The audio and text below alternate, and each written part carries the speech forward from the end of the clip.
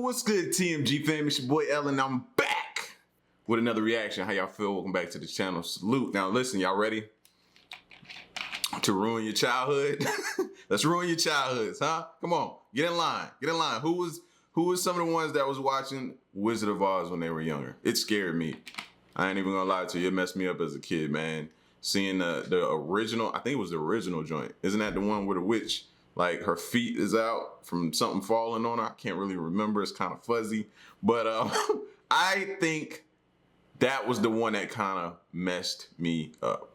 But yeah. It was just crazy. Look at this picture right here that's on the screen right now. Look at this dude right here. Huh? All this stuff. Mess you up when you think about it and you stare at it. And you watch it in like the middle of the night. And then you go to sleep and it's completely dark. And you're thinking about these characters right here. It can go from being loving, sweet, to being, yo, that was just freaky.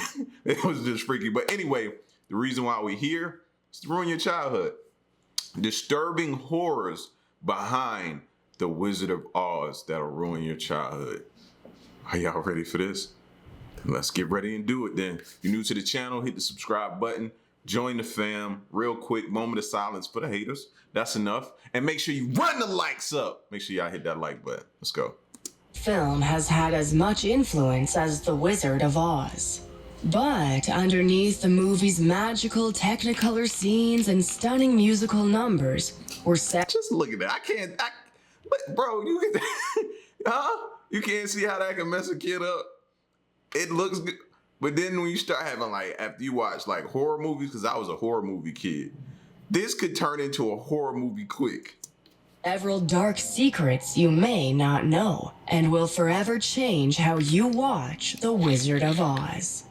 What is up, Ewu crew? The nightmares that would plague The Wizard of Oz began long before the actual filming started.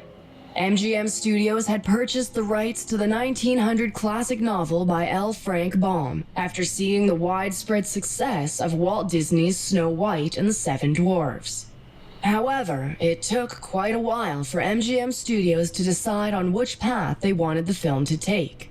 Pre-production was hampered by a slew of rewrites. They were also very finicky about the casting, particularly for the lead role of Dorothy Gale, the Kansas farm girl whose crazy accident kick-started the events of the story. She was initially set to be played by 10-year-old Shirley Temple, who, as America's sweetheart, guaranteed box office success. Happy birthday, dear Brenda.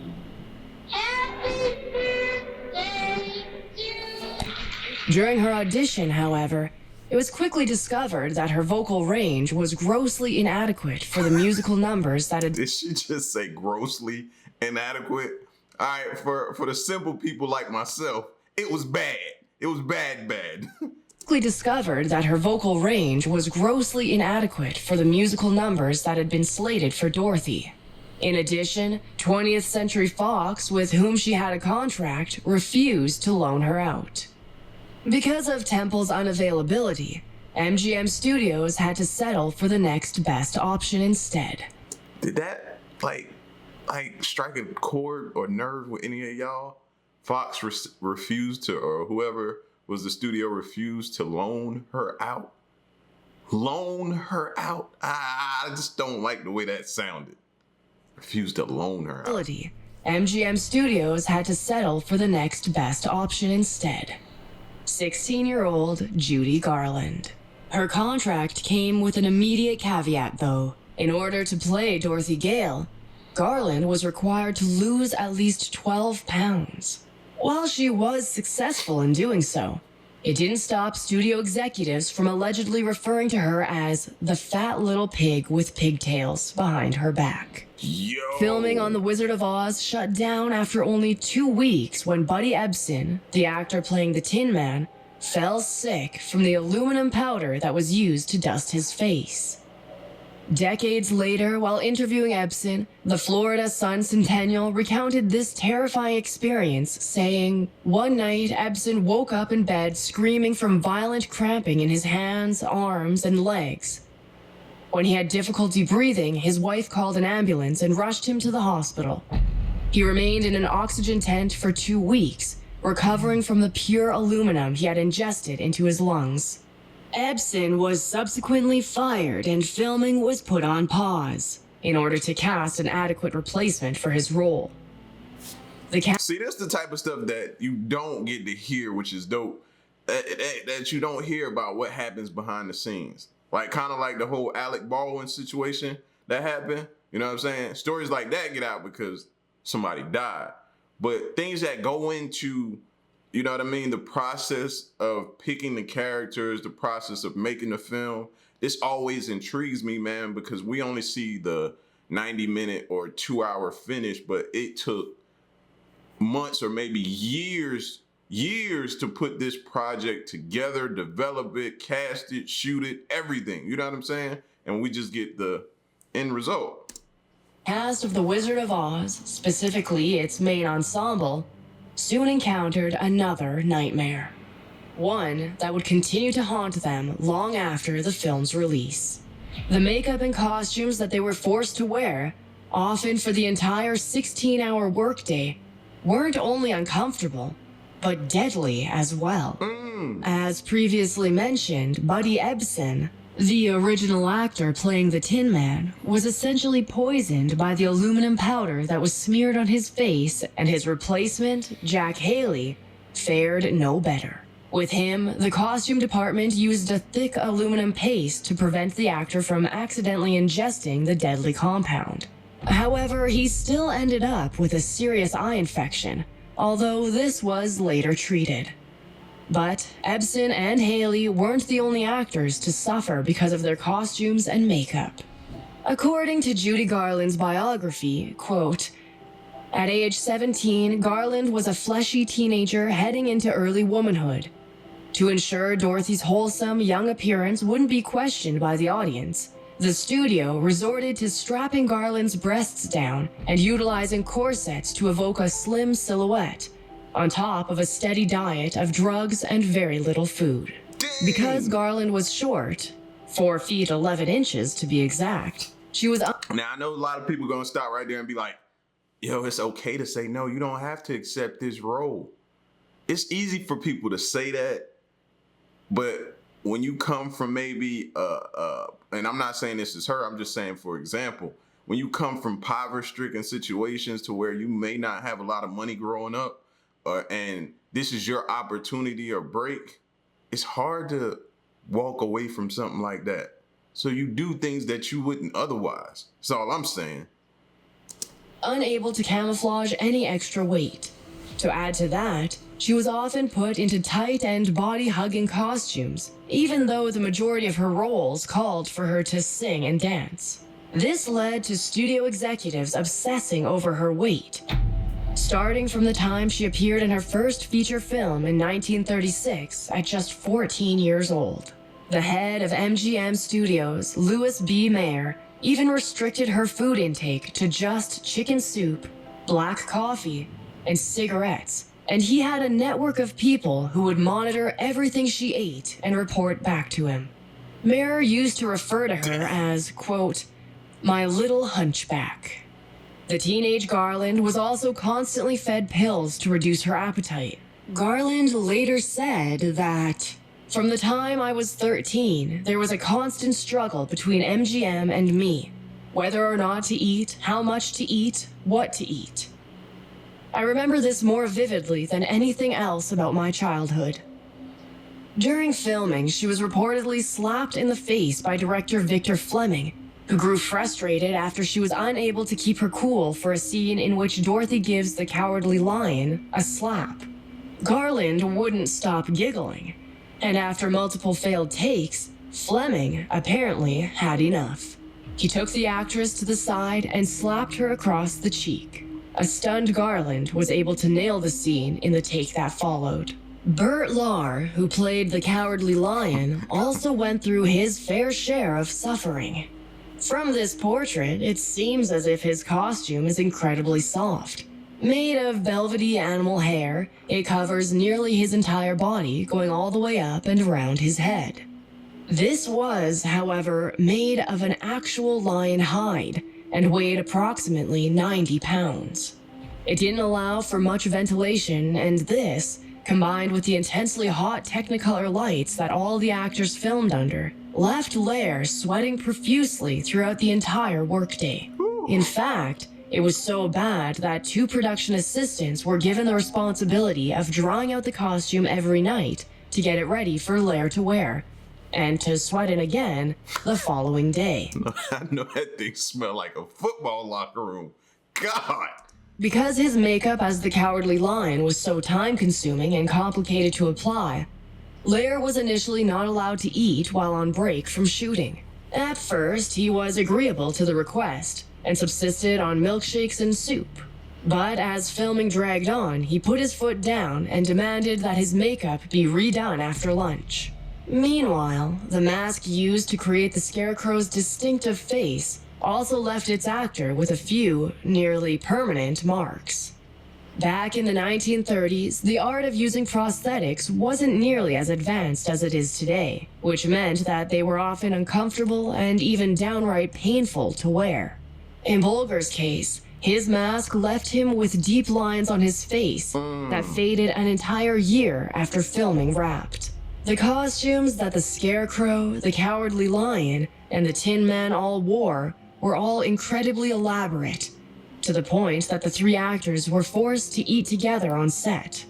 They also spent hours getting their makeup done, with Bolger recalling having to, quote, spend a minimum of 3 hours in the makeup department before we ever reached the set.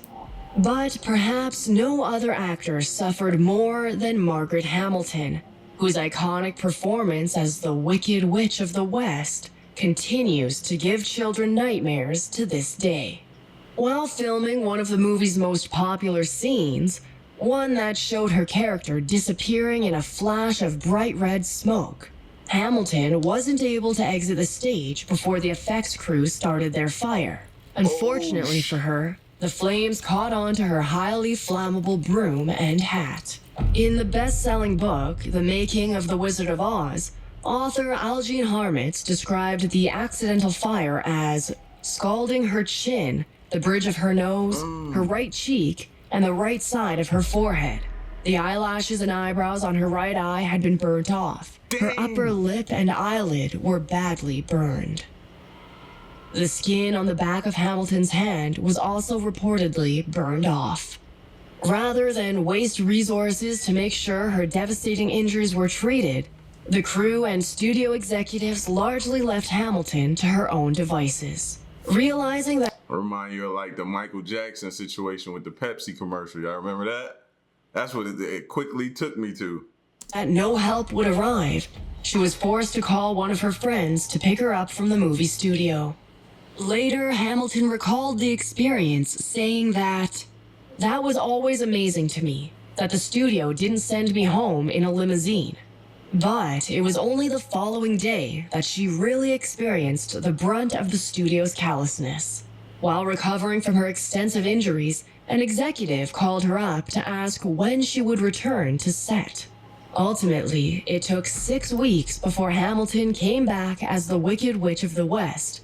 But even then, the skin on her hands hadn't yet completely healed. Because of this, the costume department issued her green-colored gloves. Hamilton considered suing MGM Studios, but eventually decided not to, out of fear that she would never land another on-screen role again. She did, however, put her foot down when asked to take part in another stunt that involved fire, a mere few weeks after her return to the set. Her stunt double, Betty Danko, shot the scene instead, and promptly caught fire herself. See, this is why you hear actors and actresses saying they don't care nothing about you. Nothing. You're just another number or another actor or another actress in their movie role. And they'll get rid of you with the quickness. They'll move on from you with the quickness. They'll dismiss you with the quickness if you let them. Like, some of this stuff, hearing some of this stuff, you understand why these actors or actors do what they do or feel how they feel about Hollywood. After spending a total of 11 days in the hospital, the studio wrote her a check amounting to $35 for her day's work, the equivalent of approximately $630 today.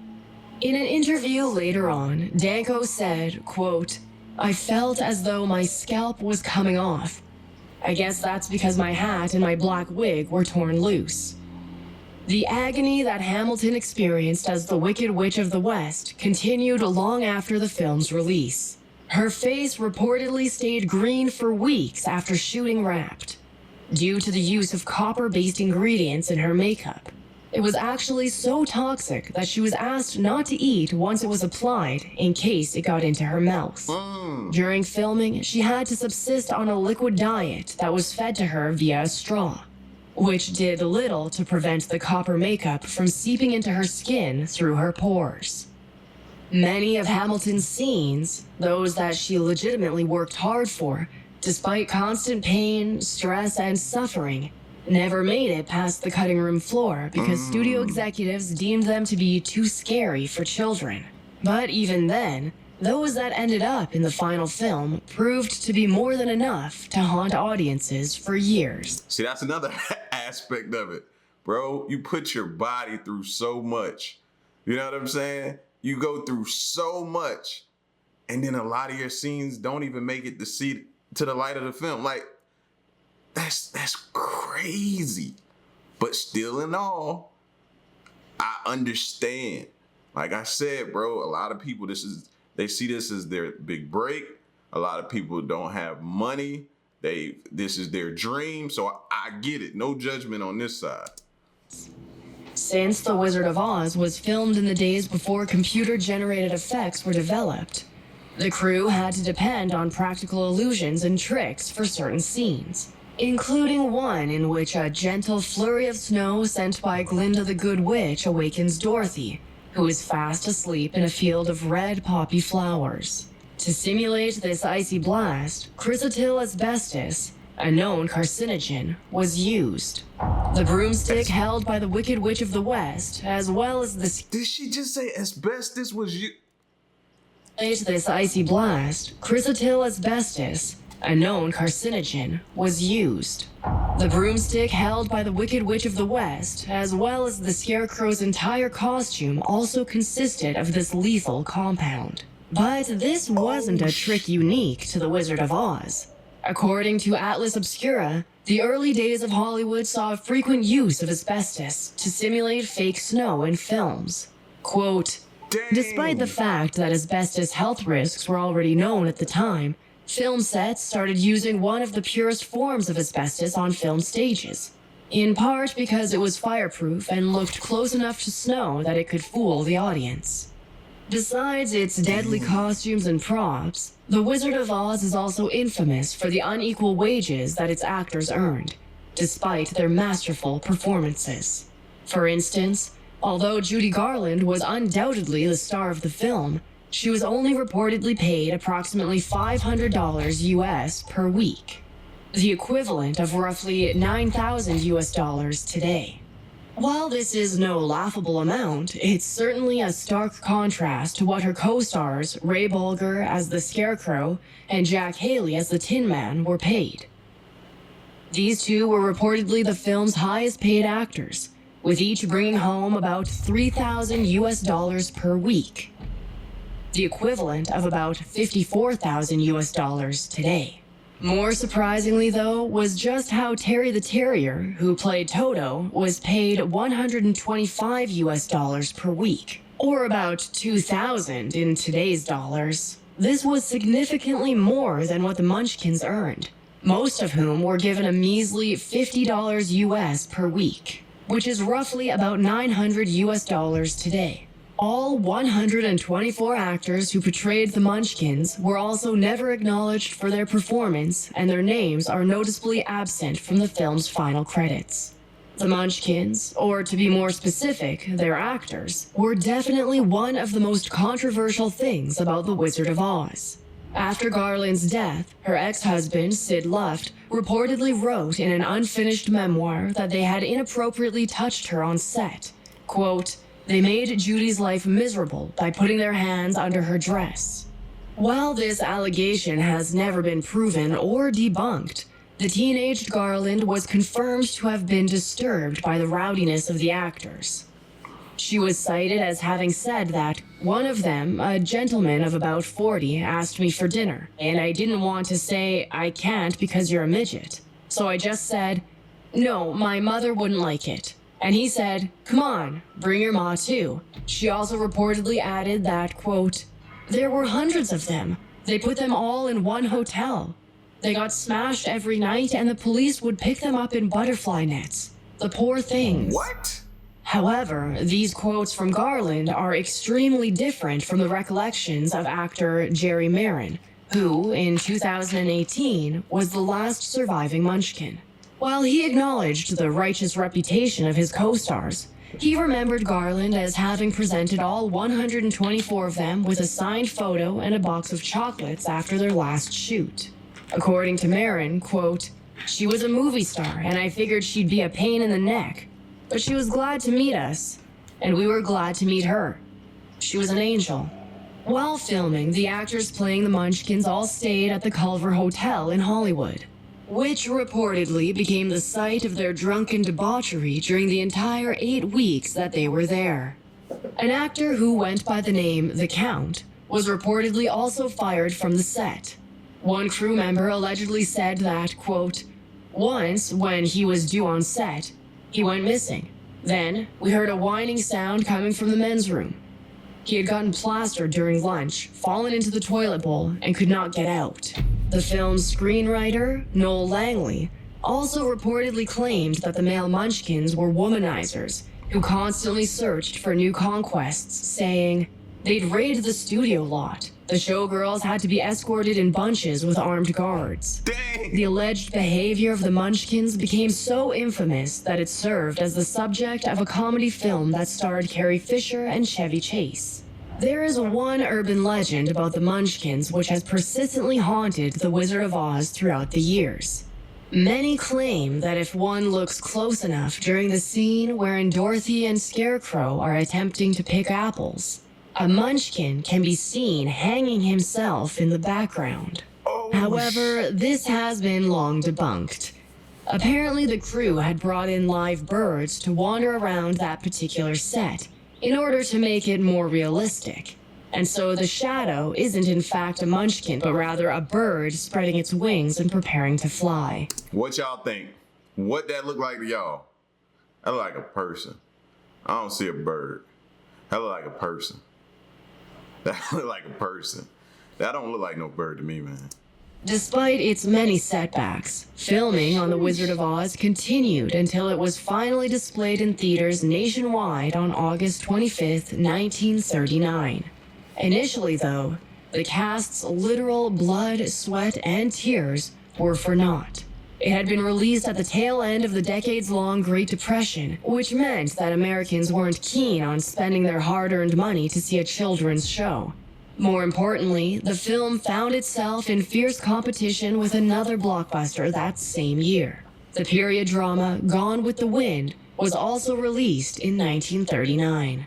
The Wizard of Oz made barely enough to recoup its $2.8 million budget, which would be the equivalent of roughly $51.3 million today. While it did nab the Oscar for both Best Original Score and Best Original Song for Over the Rainbow, it was largely considered to be a commercial failure. That is, until it was aired by CBS on November 3rd, 1956, just in time for the holiday season. Even after fading from broadcast television, The Wizard of Oz remains to still be considered one of the greatest films of all time, consistently making it to the lists issued by the American Film Institute, or the AFI.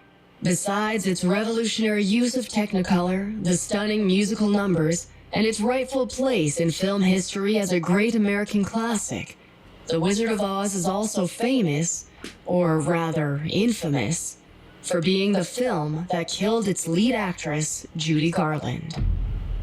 Garland, born Frances Ethel Gumm, on June 10, 1922, had started performing on stage when she was only 2 years old. She worked with her mother, Ethel, and her sisters on a variety of vaudeville gigs. Her mother had been the first one to give Garland pills, both to give her the energy she needed to keep up with their shows, and to go to sleep. Some have dubbed Garland's mother the real Wicked Witch of the West. Wow. She performed with her mother until 1935, after which she signed on with MGM Studios. Back then, laws regarding Hollywood and child stars were non-existent, which meant that Garland was completely controlled by the studio's executives. Similar to her other contemporaries, she was given more than just pills to curb her appetite. In order to keep up with the long hours of filming and a grueling work schedule, she was also given stimulants, such as amphetamines. These pills would keep her up all night, unable to sleep until she was also given barbiturates to knock her out. Bro, if y'all think that's, like, you see what they did to her? Imagine what some other people got too. Not demeaning what she got, because it's horrible. But I'm just saying now, multiply that times whatever, how many people you think is in Hollywood, fam? What they were doing to people back then, and I ain't even gonna just say back then, still to this day. Still to this day. It's crazy, man. It's crazy. Like, I can just imagine reading some people's memoirs, what they went through. Scary. Soon, Garland relied heavily on the cocktail of drugs she was given just to perform. This was exacerbated once filming on The Wizard of Oz began. Garland later said in an interview, quote, "They had us working days and nights on end. They'd give us pills to keep us on our feet long after we were exhausted. Then they'd take us to the studio hospital and knock us out with sleeping pills. Then after 4 hours, they'd wake us up and give us the pep pills again so we could work 72 hours in a row." According to the biography website, Garland's steady diet of amphetamines and barbiturates slimmed her physique and enabled her to get through shooting. After The Wizard of Oz, Garland won a Special Academy Award for her performance. The Wizard of Oz became her crowning achievement, and it immediately made her a Hollywood icon. Unfortunately, it also left her dependent on drugs, which affected her health and her career for the rest of her life. By the time she left the set of The Wizard of Oz and hit her early 20s, Garland was completely dependent on drugs, an addiction that spiraled out of control in 1947 when she suffered a nervous breakdown. She attempted to take her life twice and left MGM Studios. The years that followed were difficult. However, a series of comeback concerts, along with her masterful performance in Warner Brothers' A Star is Born, seemed to set the stage for Garland's return to the big screen. This was hindered, though, by her drug use. She toured consistently to make enough money to care for her children, Liza Minnelli, Lorna Luft, and Joey Luft, and saw a series of dramatic highs followed by crashing lows. Finally, on June 22, 1969, a mere 12 days after her 47th birthday, Garland was found dead in the bathroom of her rented home in Belgravia, London. Birds fly over the rainbow, why then, oh why can't I? Her cause of death is believed to be an unintentional overdose of barbiturates. The film's influence is constantly acknowledged and praised. However, the suffering that the cast endured is often ignored or not even known.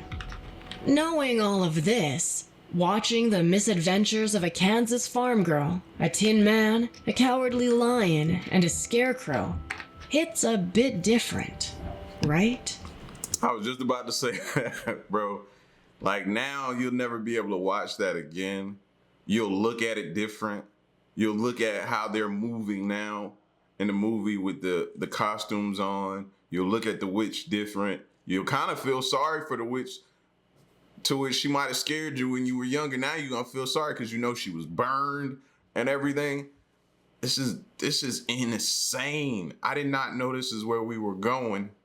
I thought something totally different. But man, I mean, it'll make you look at all movies now different. Because now you'll be looking at, and you'll sit back and you'll think, you'll be like, man, I wonder what they had to go through to pull this role off. What agonizing pain is this person in? How how did they pull this scene off and make it so real? Where did the emotion come from? Did they pull a person to the side, really smack them in the face, and then they actually got the scene out? Like, all this will start going through your head now. This one video could turn you into like a movie critic. Seriously. Man, this is crazy, man. Y'all let me know. Did this change things? Did this ruin your childhood? Did this just make you go, wow? Get at me in the comment section, man. It's your boy L. To the next reaction, I'm gone. Peace.